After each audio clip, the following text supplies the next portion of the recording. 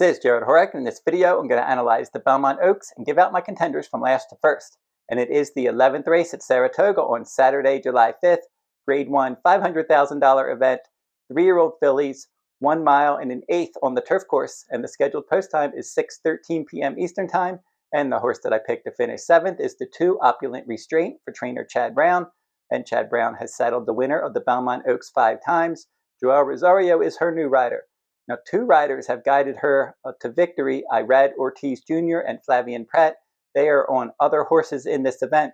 Opulent Restraint exits a neck defeat in the Memories of Silver. That was a 1-mile turf race, and she got out there and she was controlling the pace, 48-3 for the 4 furlongs, 6 furlongs and 1:14 flat, so she wasn't setting fast fractions. She was out there, but she couldn't hold on.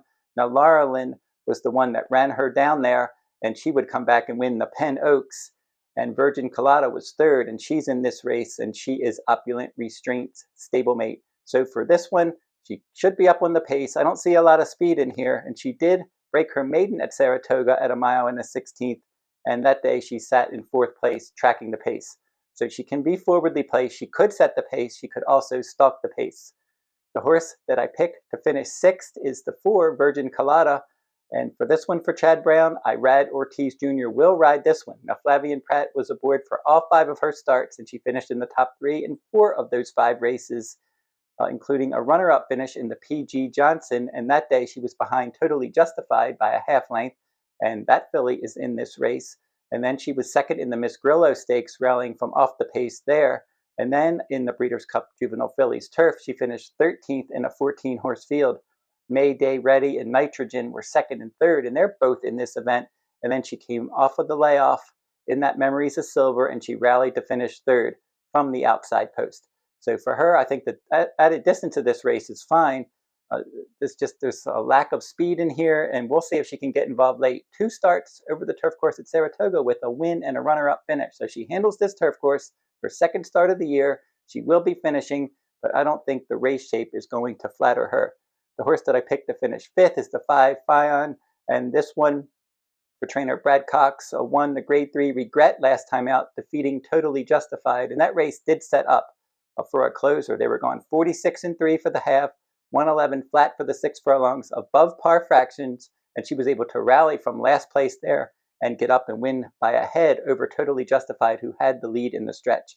So she handles the 1 mile and an eighth distance. Fionn is her new rider, and she'll try to get involved from off the pace. Based on these connections, she'll probably take a good amount of money, and she can get involved late, but I just don't know that this race is going to set up for her.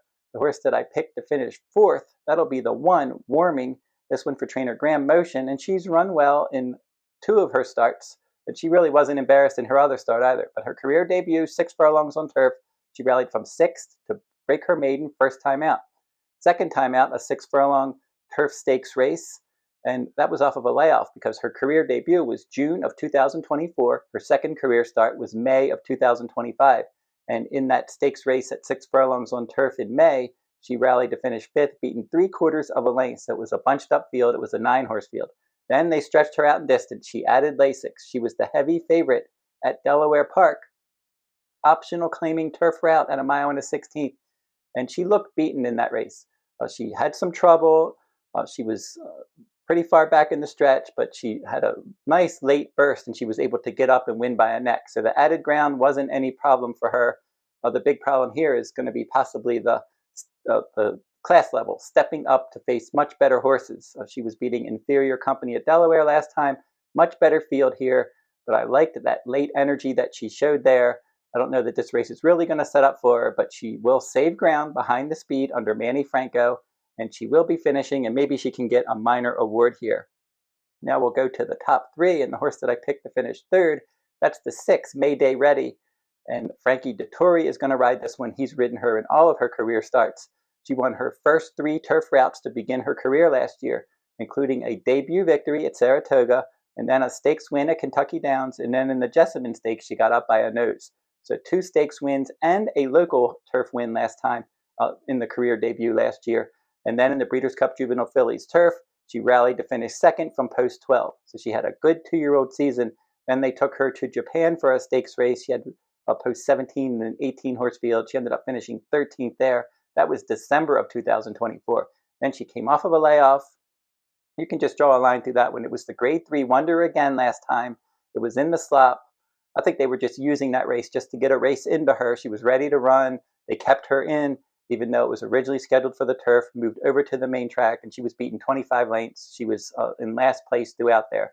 So she got that exercise underneath her belt, now coming back over to the turf course, and she should be finishing in this race under Frankie Dettori. And again, like the negative could be the lack of pace in here. We'll see if she can get enough pace help. And now we're down to my top two. And the horse that I picked to finish second is going to be the heavy favorite in this race, the 7 Nitrogen. Now, she's done nothing wrong. She's 5 for 8 in her career with a second and 2 third-place finishes, and she's 5 for 5 in stakes races this year. So she was beginning her career last year at Woodbine, and she missed by a neck in a maiden special weight event. And that's the only time she ran in a maiden race. All of her other races, she was running in stakes races. The Grade 1 Natalma, she set the pace. She finished a close third. And then in the Breeders' Cup Juvenile Fillies Turf, she rallied to finish third there. And then coming off of a layoff in the Ginger Brew Stakes, her first start of the year this year, she stalked the pace. She broke her maiden in that race. And then she was just on a roll in the stakes ranks. The Grade 3 Florida Oaks, she stalked, she scored. And then it was the Grade 2 Appalachian at Keeneland. She sat in mid-pack, and she was able to win that one nicely. And then the Edgewood Stakes, a Grade 2 at Churchill Downs. That was in May, and she was able to stalk the pace and win easily there. And then last time out, that off-the-turf race, the Wonder again. She won that race by 17 lengths, just dominated, earned a decent speed rating in the slop that day as the favorite. So she's been the favorite in all of her starts this year, and she's come through with victories in all of those races under Jose Ortiz. This Mark Casse trainee, really good. We know that she's easily the one to beat in here. From that outside post, she'll probably be tracking the pace. As I said, the pace will probably be slow. If there's one horse that can beat her in here, and it could be from a tactical advantage, that's my top choice, number 3, Totally Justified. And she's 1 for 7 overall with 2 seconds and a third, but she's shown a lot of ability in her career. She began her career in a dirt sprint, and she ended up finishing 4th. And then in her next start in the mud, she finished 3rd. When they moved her over to the turf and stretched her out around 2 turns in the P.G. Johnson at Saratoga, she won that late race nicely, tracking the pace, opening up a 2-length lead, and then holding off Virgin Colada there to win by a half length. And then in the Grade 2 Jessamine Stakes, Mayday Ready just did beat her that day. She ended up finishing 2nd by a nose. So that was a good race. She stalked, she had the lead, she just missed. And then the Breeders' Cup Juvenile Fillies Turf, she didn't have a good trip. She was 47 to 1. She was 8th in a 14-horse field. She came off of a layoff this year. Her first start was the Appalachian Stakes. Nitrogen won that one. Fionn ended up rallying to finish 3rd. She tracked the pace from 2nd. She weakened to finish 5th. But the fractions were legitimate, 23, 47, 111 and change. They were above par fractions, and she just weakened. Off the layoff, she looked short that day. And then much improved effort and one of her best career speed ratings last time in the Grade 3 Regret Stakes at a mile and an 1/8 at Churchill Downs on May 31st. She stalked from 3rd. She got the lead in the stretch. She looked like she might be home free, but Fionn was able to run her down there, and she missed by a half length. So that was a good effort. She was clearly 2nd that day. She was able to hold 2nd nicely, and now she's got that race under her belt, or 2 races under her belt now. Her 3rd start of the year. She's 1 for 1 on the turf course at Saratoga, and she's bred to go this far. The average winning distance for the sire, 7.7 furlongs. For the dam sire, 10.5 furlongs. So I think this mile and an 1/8 distance is good. I can see her working out a similar trip that she did last time, and she's going to be probably tracking the pace. Most likely, I would say that Opulent Restraint maybe tries to set the pace from post 2. Totally Justified sits in 2nd from post 3. She gets the first run, and then Nitrogen right behind her will try to run her down. That's how I see this event. She should offer value. Luis Saez got to know her last time out, and I do think she still has some upside, and that was a good forward move in her 2nd start as a 3-year-old last time. So Totally Justified will be my top choice in the Belmont Oaks. And I went right through and did my last to first there. And if you're interested in my full card analysis, head on over to my website, therunawayhorse.com, and click on my Buy Cards tab at the top of my homepage. It will take you over to my shop page and my full card schedule this summer. I'm doing 4th of July week this week at Saratoga, July 3rd through 6th. Now that July 3rd full card is done, and I will be having those other full cards done in the coming days. I have my analysis done 1 to 2 days before race day, and I will be emailing analysis out as I finish it if you pre-purchase those cards, which you can do now on my website. Other full cards I'm covering this summer: Saratoga, July 10th through 13th full cards. And then I'm going to switch over to the West Coast and do the Del Mar summer meet. I'm covering the entire summer meet at Del Mar, just like I do each summer. And that summer meet runs from July 18th through September 7th. And then I'm going to be doing select Saturday full cards at Saratoga this summer as well. So again, the runawayhorse.com on my shop page, and I will include a link to that shop page in the video description below. And if you want a free pick each day, again, the runawayhorse.com. Click on the Better Bets Free Picks tab at the top of my homepage. That will take you over to my free pick each day. And each day that they run, every day I have a free pick from around the country right there on that Better Bets Free Picks blog.